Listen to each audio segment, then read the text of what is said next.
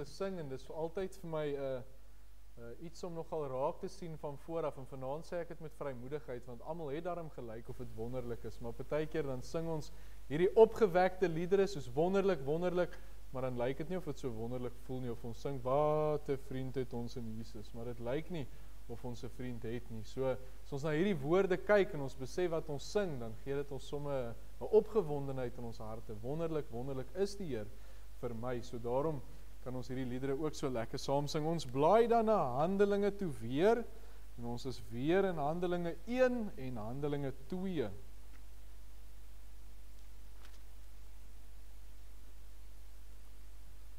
Handelinge 1 vers 1 tot 8 gaan ons saam lees, en dan Handelinge 2 net hierdie keer van vers 1 tot 4.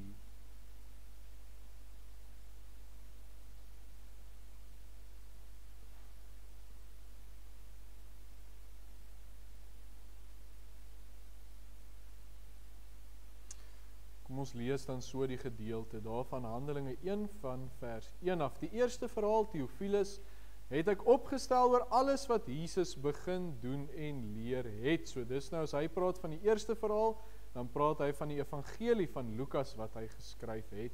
Maar vers 2 dan, tot op die dag dat hy opgeneem is, nadat hy aan die apostels wat hy uitverkies het, deur die Heilige Gees bevele gegee het, aan wie hy ook na sy lyde, hom lewend vertoon het deur baie kentekens, terwyl hy gedurende 40 dae aan hulle verskyn het, en oor die dinge van die koninkryk van God gespreek het. En toe hy nog saam met hulle was, het hy hulle bevel gegee om nie van Jerusalem af weg te gaan nie, maar om te wag op die belofte van die Vader, wat julle, het hy gesê, van my gehoor het. En so het ons mos gesels oor die belofte, en wat hy hier bedoel het, en waar dit van Johannes 14, 15 en 16 afkom, en waar dit eintlik 'n werklikheid geword het. Ons lees verder vers 5, want Johannes het wel met water gedoop, maar julle sal met die Heilige Gees gedoop word, nie lank na hierdie dae nie. Die wat by mekaar gekom het, vra hom toe en sê, Here, gaan nie in hierdie tyd die koninkryk van Israel weer oprig? En hy antwoord hulle, dit kom julle nie toe om die tye of geleenthede te weet, wat die Vader deur sy eie mag bepaal het nie. Maar julle sal krag ontvang, wanneer die Heilige Gees oor julle kom, en julle sal my getuies wees in Jerusalem, sowel as in die hele Judea en Samaria, en tot aan die uiterste van die aarde. Ons slaan dan oor Handelinge 2 van vers 1 af, die uitstorting van die Heilige Gees. En toe die dag van die Pinksterfees aangebreek het, was hulle almal eendragtig by mekaar, en daar kom skielik uit die hemel 'n geluid, soos van 'n geweldige rukwind, en dit het die hele huis gevul, waar hulle gesit het. Toe is deur hulle tonge gesien, soos van vuur, wat hulle self verdeel, en op elkeen van hulle gaan sit het. En hulle is almal vervul met die Heilige Gees, en het begin spreek in ander tale, soos die Gees aan hulle gegee het om uit te spreek. Ons lees vanaand net tot daar vanuit die woord van die Here, en ons fokus so seer gaan nie vanaand op hierdie gedeeltes wees nie, maar wel die verskil wat daarin getree het by Pinksterdag, en waar dit ook die dag is wat ons vandag vier, en waar ons gepraat het oor waar dit vandaan kom, die Pinksterfees, hoekom dit so genoem word, en al hierdie goed, maar ons gaan bietjie fokus op wat voor en wat na dit gebeur het. Maar voordat ons daarmee besig raak, kom ons bid eers saam. Ons buig die hoofde, en ons bid so saam tot die Here. Wonderlike Here, ons kom maak weer U naam groot, en ons besef in hierdie aand, in hierdie week, dit waarmee ons besig was, besef ons, Here, hoe nodig ons U het. As ons maar net kyk hoe Petrus opgetree het sonder U, as ons maar net vanoggend se boodskap kyk, daar in Galasiërs 5, hoe die vlees die oorhand kry, wanneer U nie in beheer is nie, dan besef ons, Here, ons het U uiters nodig in ons lewens. Ons kan dit nie op ons eie doen nie, en daarom bid ons, Here. Ons wil onsself oorgee, ons wil op U vertrou, en ons oë op U rig, Here, en vertrou ons dan ook, dat U so met ons vorentoe sal wees, dat U vir ons die oorwinning sal skenk, dat U ons sal vul met U Gees. En bid ons so, Here, nie net vir ons nie, maar ons bid vir elkeen in ons gemeente, elke lidmaat, elke besoeker. Ons bid so vir ander gemeentes, Here, want ons het geesvervulde gemeentes in hierdie tyd nodig. Ons bid vir ons eie kerkse gemeentes, maar ook daar buite, Here. En so terwyl ons hiervoor bid, dink ons ook aan elke kerk wat in hierdie week Pinksterdienste het, Here. Tygerberg wat vandag met hulle Pinksterdienste begin het, Dominee Gerard wat daar die dienste bring, en ook so dan elke ander gemeente waar die dienste gebring word, bid ons dat U hulle sal bekragtig, dat die woord uitgaan en dat U kinders met U gees gevul sal wees, dat hulle sal wandel deur die gees en dat ons as kerk van Christus kragtig vir U sal stry, iets vir U beteken, ons lig na buite sal laat skyn, en ons sê vir U dankie daarvoor, Here. Ons bid ook so dat die woord uit sal gaan, Here, in ons dorpe, in ons gemeenskap, dat mense by U sal uitkom, Here. U is die enigste hoop. As ons dink aan daardie sake van die Bybelgenootskap waarvoor ons gebid het, Here, die gevangenes, U is hulle enigste hoop. As ons dink vir daardie mense in armoede wat Bybels voorgegee word, Here, U is die enigste hoop. So ook vir ander kulture, nasies, tale, mense, U is die enigste hoop, en bid ons dat U woord sal uitgaan en mense se lewens kragtig sal verander, Here. Ons wêreld het U nodig. Ons wêreld is in die mag van die Satan. Die woord sê dit vir ons weet dit, Here. Ons het U nodig om mense se lewens om te draai. Ons bid dat U ons ook as gemeente sal gebruik vir hierdie taak. Stuur mense oor ons pad, geef ons die toerusting, die wysheid, Here, om met daai mense te praat, en so om mense U woord mee te deel. Ons sê vir U dankie dat ons dit kan bid, Here. Ons bid ook so vir 'n week wat voorlê. Ons bid vir alles wat in hierdie week gebeur, Here. Elkeen van ons is besig en ons hardloop rond en ons het dinge om te doen, en ons bid deur dit, Here, dat ons soms net sal stil raak, rustig sal raak en ons oë weer op U sal rig, Here. En saam met dit dat ons sal besig wees met die regte dinge. As ons maar net kyk hoe leeg is ons kerk vanaand, Here, en hoeveel kerke wat vol kinders van die Here in die oggende sit, nie eers aanddienste het nie, Here, dan besef ons, mense is besig met die verkeerde dinge.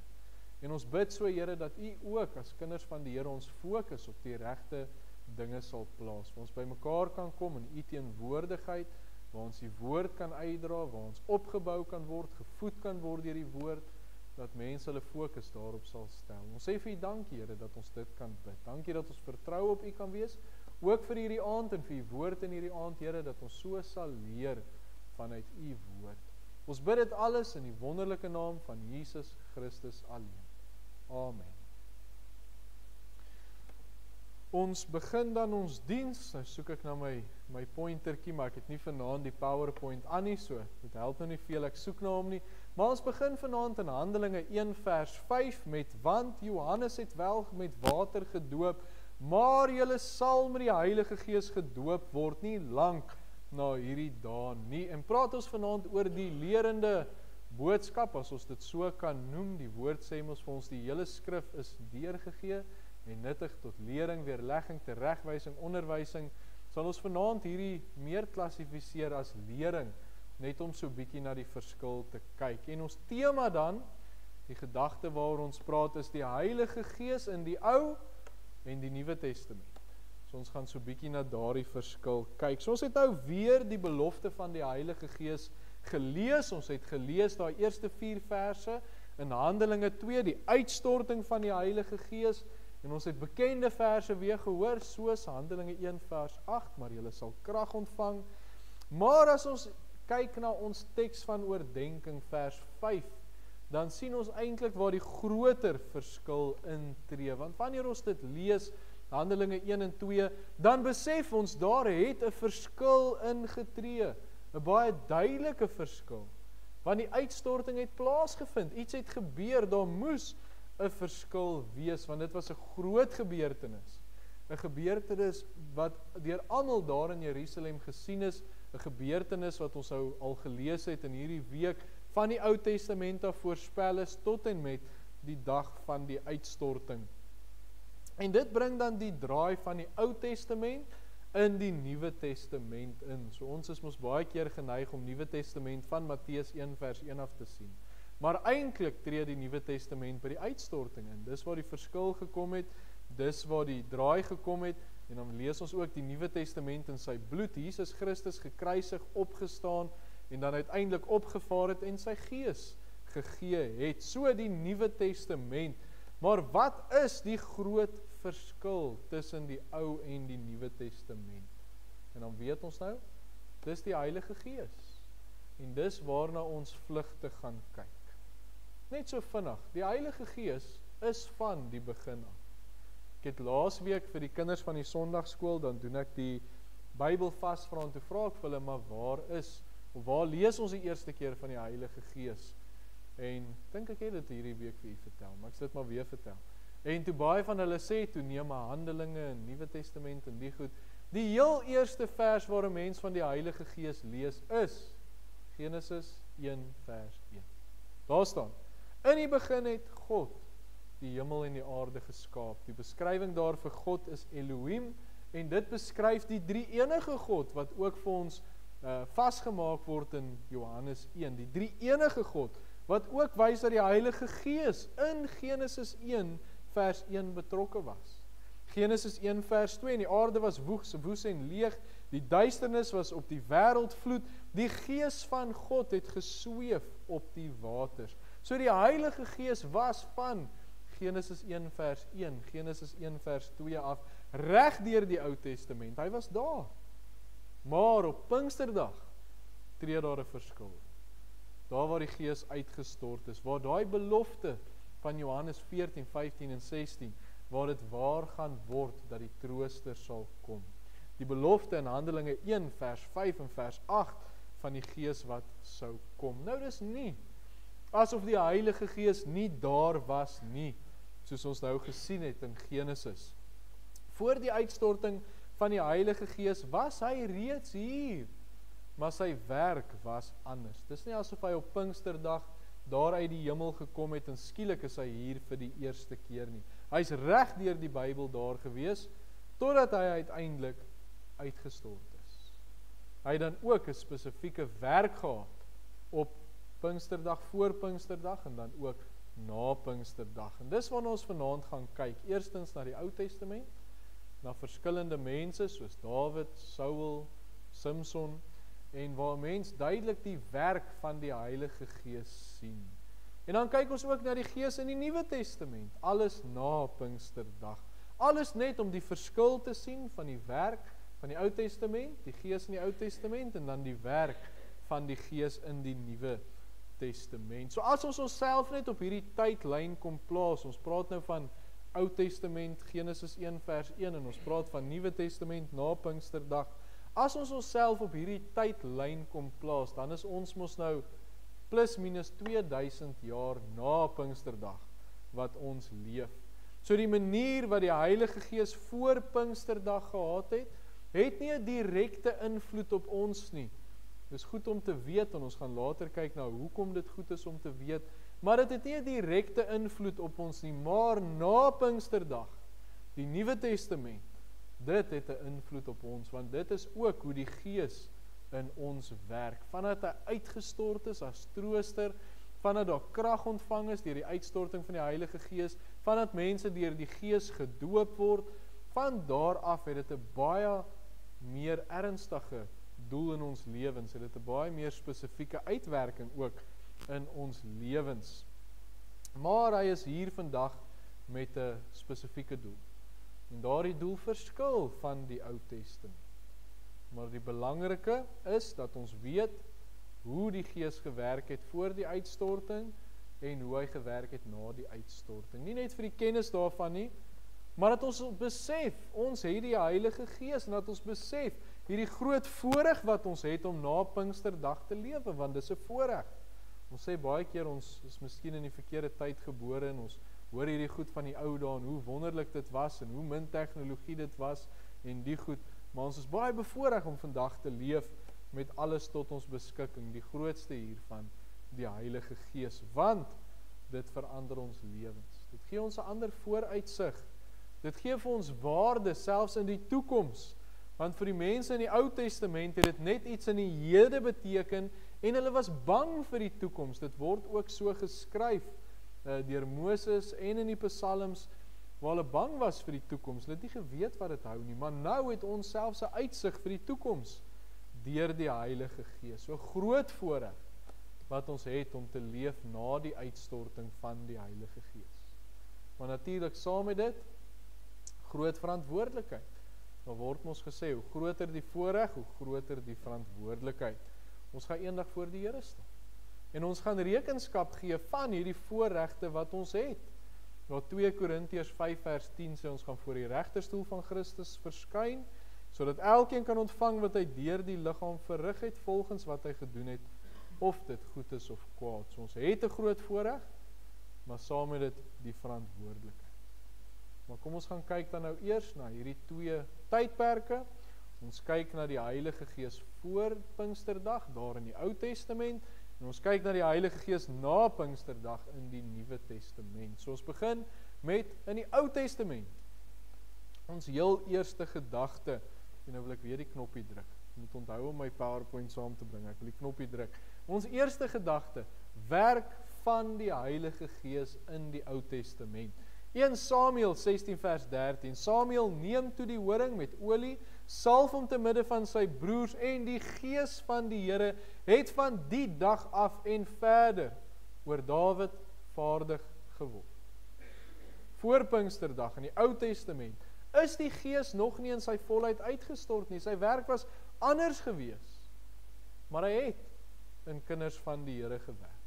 Ons het dit nou net gelees, die Gees het vaardig oor Dawid geword, en in die Ou Testament was die Gees se doel baie spesifiek, hy het in iemand gewerk, en hy het iemand in staat gestel om iets te kan doen, hy het hulle 'n spesifieke krag vir 'n spesifieke werk gegee. So, die voorbeeld van Dawid, ons ken mos die verhaal, Samuel word as moet 'n nuwe koning salf, Saul is mos nou uitgesondig, hy was ongehoorsaam aan die Here, en Samuel moet nou 'n nuwe koning salf.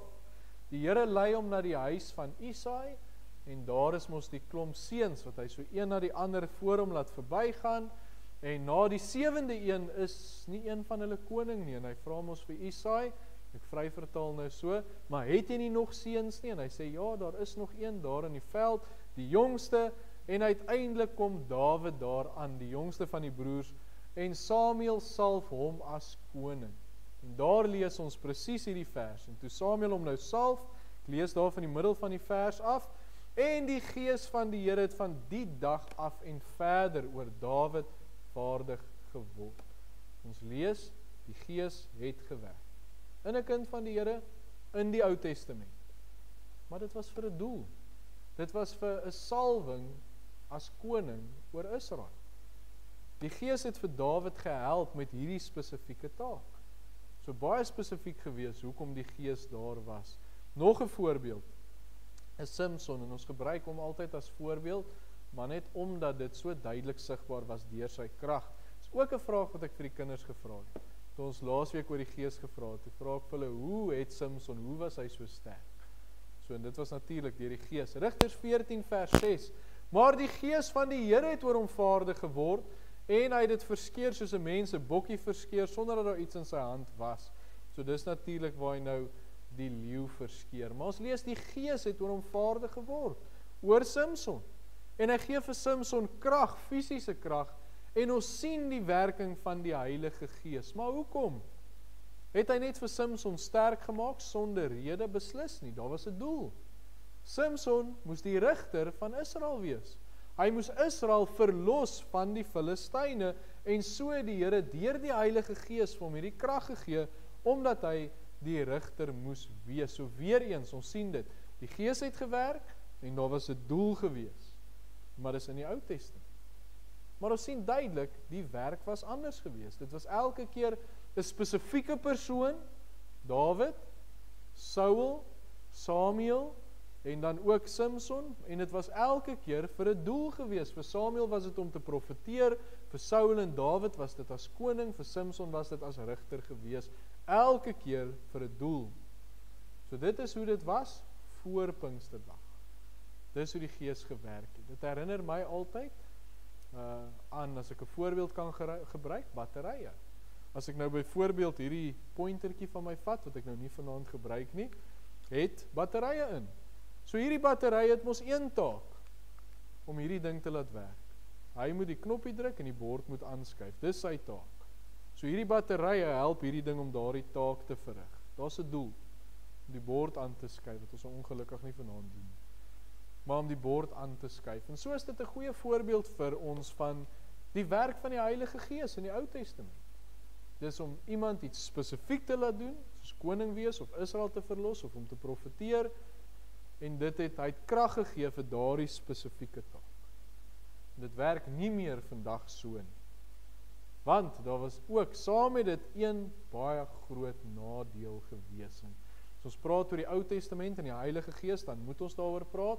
En dit is ons tweede gedagte vanaand, en dit is onttrekking van die Heilige Gees in die Ou Testament.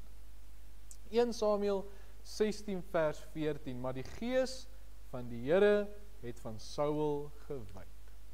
Die vorige punt lees ons, Samuel het vir Dawid gesalf, die Heilige Gees het oor hom vaardig geword, en ons lees dit in 1 Samuel 16 vers 13, net die volgende vers, wat ons nou gelees het.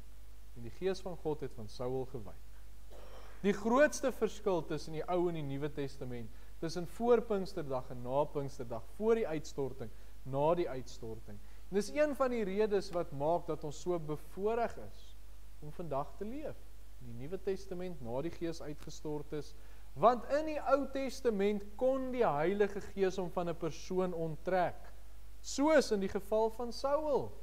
Hy het vir Saul, soos hierdie pointertjie, 'n baie spesifieke werk gegee. Saul moes koning van Israel wees, en toe Saul sondig teen die Here en ongehoorsaam is, en hy daai werk verbeur, toe wat gebeur? Soos ek hierdie batterye nou net kan uithaal, nou sukkel ek om hulle uithaal. Maar soos ek hulle sou uithaal, het die Heilige Gees dan onttrek, want daardie werk is nie meer daar nie, daardie doel is nie meer daar nie. So hy het onttrek. Soos wat ons baie duidelik sien in die geval van Saul. Dieselfde by Samson. Dit gebeur nie net een keer nie, by Samson het dit ook gebeur.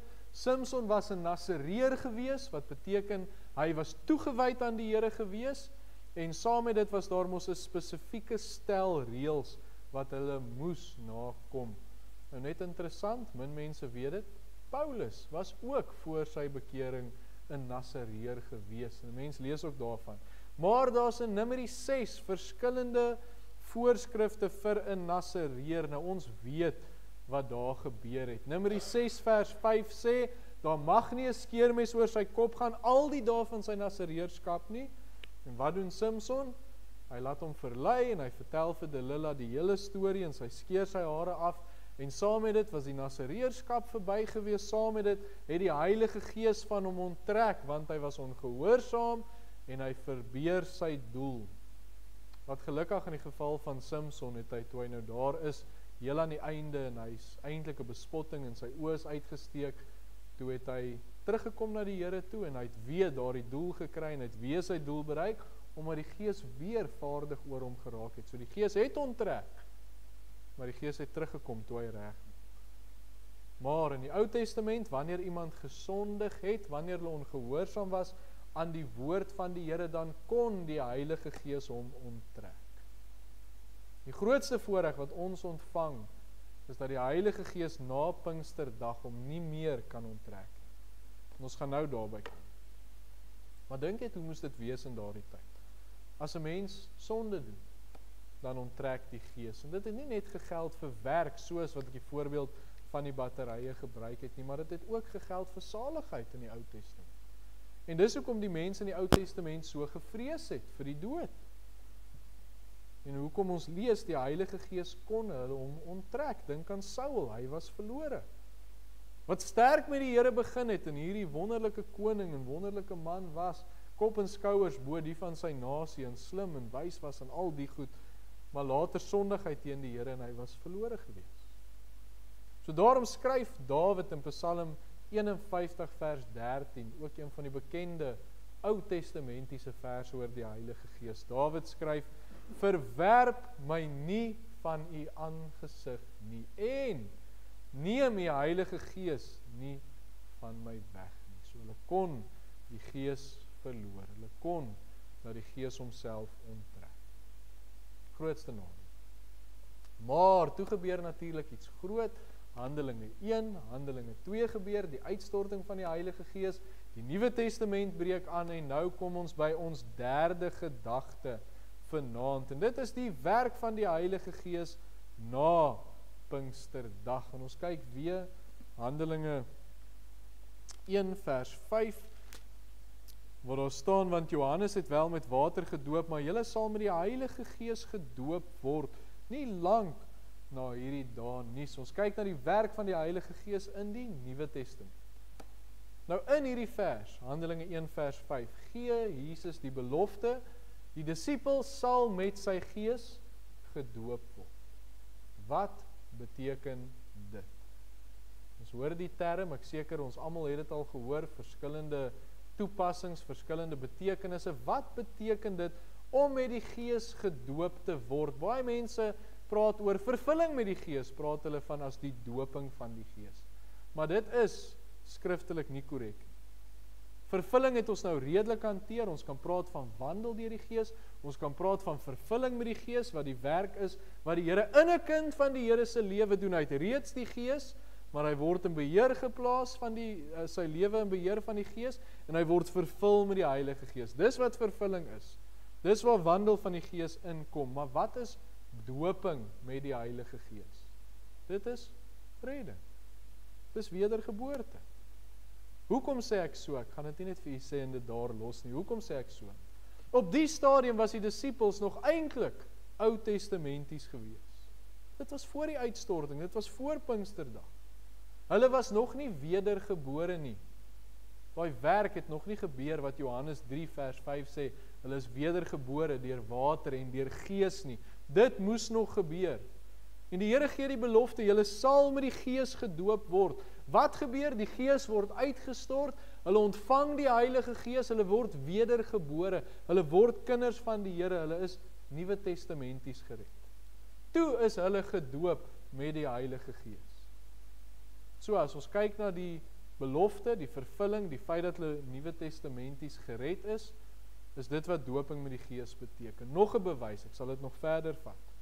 As ons nie iets in die woord mooi verstaan, as ons voel iewers bots iets, of as ons voel, maar wat beteken hierdie woord, ek het nie eintlik sekerheid nie, wat doen 'n mens? Jy vra vir Google. Nee, beslis nie, jy gaan kyk in die woord, jy kyk teks vir teks, wat sê 'n ander teks van die woord, wat dieselfde benamings gebruik, wat dieselfde woorde gebruik, en dis hoe ons by die waarheid uitkom. 1 Korintiërs 12 vers 13, want ons is almal ook deur een Gees gedoop tot een liggaam. Hoe word ek deel van die liggaam van Christus? Redding.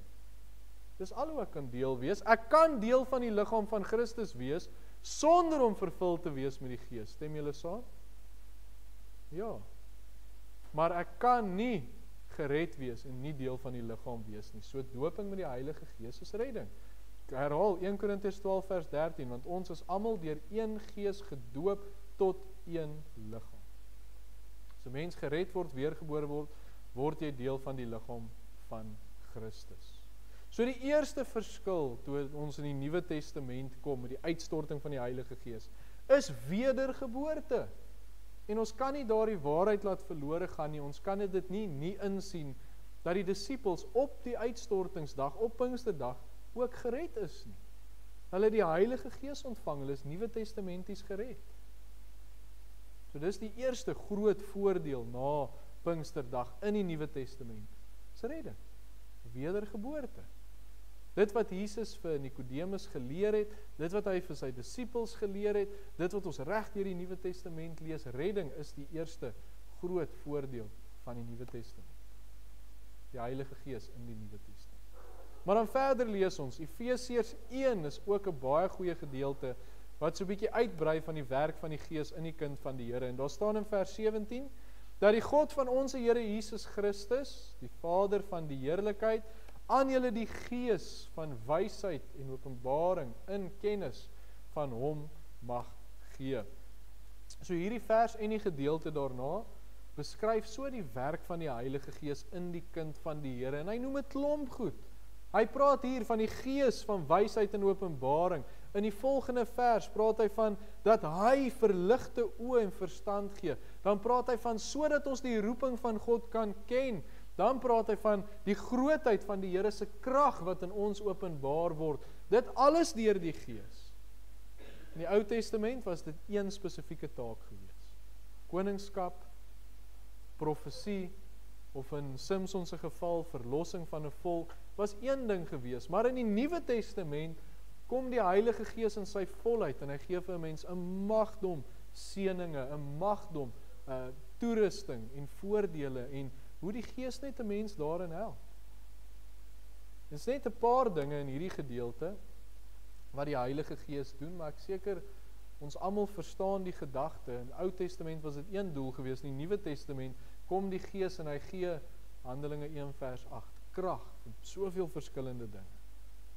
Veral as dit by vervulling van die Gees kom, dan maak hy vry van sonde, vry van die vlees, hy versterk die kind van die Here, hy bring geestelike vrug voort, natuurlik iets is wat net deur die Gees kan gebeur, 'n menigte voordele deur die Heilige Gees. Alles wat ons nou in die Nuwe Testament lees. En dis vir ons wonderlik, dat die Gees vandag so in ons werk, die voorreg wat ons het, dat die Gees uitgestort is in al sy volheid, en dat hy al hierdie voordele na ons toe bring, die werk wat hy in ons doen, alles wat ons nou genoem het. En dit begin alles by redding, dit begin by wedergeboorte, en dan werk dit vorentoe, en hy werk daai dinge in kinders van die Here, hy oortuig van sonde, geregtigheid en oordeel, hy lei in die waarheid, hy verkondig wat Jesus verkondig het, hy verheerlik die Here Jesus deur ons lewens, al daardie goed, werk hy in ons lewens, en dit kom eintlik op 'n hoogtepunt by geesvervulling, waar die Gees ten volle in beheer is. Die groot verskil is, wanneer ons dan gesondig het, as kinders van die Here, dan onttrek die Gees nie. Hy word wel bedroef, Efesiërs 4 vers 30, maar hy verlaat ons nie. Hy kan sy werk keer, natuurlik, want die Gees kan nie deur my werk en in my werk as ek hier met sonde besig is nie, maar die Gees onttrek nie. En wanneer ek dan vergifnis kry, dan gaan die Gees aan met daardie werk in my, dan gaan hy voort. So wonderlike voorreg wat ons het, dat die Gees so mildelik binne in ons werk. Ons laaste gedagte, en dit sluit eintlik daarbey aan, is verseëling van die Heilige Gees in die Nuwe Testament. Efesiërs 1 vers 13, die B-gedeelte, nadat julle ook geglo het, so nadat julle julle geloof in Jesus geplaas het, nadat julle gered is, wedergebore is, verseël is met die Heilige Gees van die belofte. Ons kry weer daai woord belofte ook. So sekerlik die grootste voordeel, die belangrikste deel van die werk van die Gees in die Nuwe Testament, iets wat baie aangeval word, iets wat bevraagteken word, dit maak nie saak wat mense sê nie, wat sê die woord? Die woord sê die Heilige Gees verseël, ons lees dit weer, Efesiërs 1 vers 13, nadat julle ook geglo het, verseël is met die Heilige Gees van die belofte. So net om dit mooi te verstaan, moet ons net weer teruggaan na die Ou Testament. Saul kon weer verlore gaan, hy kon weer die Gees verloor, omdat hy gesondig het, en omdat hy volhard het in daai sonde, hy het aangehou tot die einde toe. Judas Iskariot is 'n goeie voorbeeld, wat ook Oud-testamenties is, hy het teen die Here gedraai, en hy het aangehou, en tot sy dood was hy teen die Here gewees, en hulle is verlore. So hoe word Oud-testamentiese mense gered? Hulle is gered met die oog vorentoe. Jesus wat sou kom, Jesus wat die werk sou kom doen, die verlossing gebring het. Hulle is gered met die vooruitsig. Jesus gaan sterf vir hulle sonde, as ons maar net dink aan al die tekens van die tempel en die tabernakel en die Paasfees, die lam van God wat geslag sal word, al daai goed wys op Jesus Christus. Hulle is gered met die oog op Jesus Christus, of hulle dit nou besef het of nie, die Messias wat sou kom. Maar toe kom die Here Jesus. En ons lees, hy het gesterf, hy het neergedaal in die onderste dele van die aarde. In die Ou Testament was daar, lees ons van 'n versamelplek, waar almal bymekaar gekom het nadat hulle dood is, en dan was dit soos die voorportaal van die hel gewees. Ek gaan nou nie die hele verduideliking gee nie, ons het al daaroor gepraat, maar almal het gesterf en hulle kom in 'n plek van afwagting, maar toe kom die Here Jesus, hy daal neer in die onderste dele van die aarde en hy het gevange geneem, hy het skeiding gemaak, hy het sy oorwinning gaan proklameer en daar te verskil in getree. Ons lees daarvan in Efesiërs 4, Psalm 68 en ook nog ander gedeeltes, maar die feit van die saak is, dis nou net so 'n bietjie ekstra inligting, maar die feit van die saak is, 'n mens moes heilig lewe in die Ou Testament, jy moes die Here dien, en as jy daarvan afwyk, dan kon jy verlore gaan. Maar as jy terugkom na die Here toe, en weer die pad saam met die Here stap, dan kom jy hemel toe gaan. Daar was natuurlik steeds vergifnis vir sonde, maar Jesus het die dood oorwin. Jesus het opgevaar na die hemel en sit aan die regterhand van God. Jesus het sy gees gegee, sodat 'n kind van die Here met die Heilige Gees verseël kan word. Wonderlike vooruitsig wat ons het. En dit is moeilik om te sê, maar al sondig ons, die Heilige Gees verseël ons. Efesiërs 4 vers 30, en bedroef nie die Heilige Gees van God nie, deur wie julle verseël is tot die dag van verlossing. So dit leer vir ons wat sonde doen. Bedroef die Heilige Gees, maar julle is verseël. Dan lees ons Johannes 10 vers 28 en 29. En ek gee hulle die ewige lewe en hulle sal nooit verlore gaan tot in ewigheid nie. Niemand sal hulle uit my hand ruk nie. My Vader wat hulle aan my gegee het, is groter as almal. Niemand kan hulle uit die hand van my Vader ruk nie. Nou het u seker al die verduidelikings gehoor soos ek dit gehoor het, maar ek is nie niemand nie. Ek kan myself uit die Here se hand uithaal. Ek sien dit nie. Duidelik sê die woord, niemand kan hulle uit my hand uithaal nie. En dan, niemand kan hulle uit die hand van my Vader ruk nie. Dit sluit my in. Niemand nie. Die grootste voorreg wat daar is. Dit beteken nie, kinders van die Here kan sondig en nie omgee nie. Hoekom nie? Die Heilige Gees is binne in hulle. Die Gees oortuig van sonde, sodat mense daai sonde regmaak. En dan het ons vanoggend gelees in Galasiërs 5, vryheid gee mens nie die rede om te sondig nie. Galasiërs 5 vers 13, julle is tot vryheid geroep, broeders. Gebruik net nie julle vryheid as 'n aanleiding vir die vlees nie, maar dien mekaar in liefde. En dan weet ons, boonop dit wat ons reeds genoem het, ons gaan eendag rekening moet gee, ons gaan eendag voor die Here staan oor dit wat ons op hierdie aarde gedoen het. So in 1 Korintiërs 3 staan daar, ons werk sal aan die lig kom, en ons sal skade ly as dit nie goed was nie. So saam met die groot voorreg, die verantwoordelikheid. Ons het die Gees, ons het die verseëling, ons het al die voordele. Wat doen ons daarmee? Wat doen ons met dit wat die Here tot ons beskikking gestel het? So, een van die groot verskille is, in die Nuwe Testament, word ons verseël met die Heilige Gees. So dis nou net so vinnig, ek dink dit was redelik vinnig en redelik vlugtig gewees, mens kan nog redelik in diepte ingaan, maar dit is die verskil tussen die Gees in die Ou Testament en die Gees in die Nuwe Testament. In die Ou Testament het die Gees toegerus vir iets spesifiek en hy kon hom onttrek. Maar in die Nuwe Testament, na die uitstorting, na Pinksterdag, na Handelinge 2, werk die Gees in verskeie maniere in ons. Hy gee vir ons, wil amper sê Efesiërs 1 vers 3, ons is geseën met alle geestelike seëninge in die hemele, in Christus. Dit alles natuurlik deur die Heilige Gees. En boonop verseël hy ons. Ons kan nie weer verlore gaan nie. So ons het 'n groot voorreg. Ons besef dit, ons sien dit, ons weet dit. Ons het die krag van die Heilige Gees, maar julle sal krag ontvang wanneer die Gees oor julle kom. Die vraag weer eens wat ons vra is, wat maak ons daarmee? Die groot voorreg wat ons het. Wat doen ons daarmee? So ons dank die Here vir die voorregte en ons gebruik dit ook tot eer van sy koninkryk. Amen. Kom ons buig die hoofde en dan bid ons net saam. Wonderlike Here, ons kom sê vir U dankie vir hierdie groot voorreg wat ons het en waar ons nou na hierdie lering vanuit U woord kon kyk, waar ons kyk na die Ou Testament en die Nuwe Testament en die verskille, Here, strek dit eintlik nog veel verder en dieper as dit wat ons in hierdie kort tydjie kan hanteer het. Maar Here, ons weet, dit alles kom neer op die punt, Here, dat U vir ons 'n baie groot werk gedoen het. Daar met die uitstorting van die Heilige Gees, Die dag wat ons ook op Pinkstersondag herdenk, Here, het U vir ons 'n groot werk gedoen. En ons kan vir U kom dankie sê. En ons besef die verskil wat die Gees in ons lewens bring, en wat hy ook vir ons doen, en ons kan net vir U dankie sê. En saam met dit, Here, die vraag wat ons nou gevra het, wat doen ons daarmee? Here, die gebed is dat U vir ons sal help, sal lei, dat ons iets daarmee vir U sal doen, tot uitbreiding van die koninkryk, Here. Dat ons dit wat U vir ons gegee het, sal gebruik vir U. Dat ons die stryd sal stryd.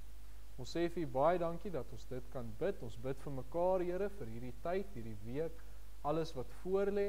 Ons bid dat U ons gemeente se mense sal beskerm, dat U ons gemeente se mense op die pad sal hou, hulle oë op U sal hou, en dat U ook vir hulle in hierdie wêreld staande sal hou. Ons sê vir U baie dankie dat ons dit alles kan bid in U wondernaam.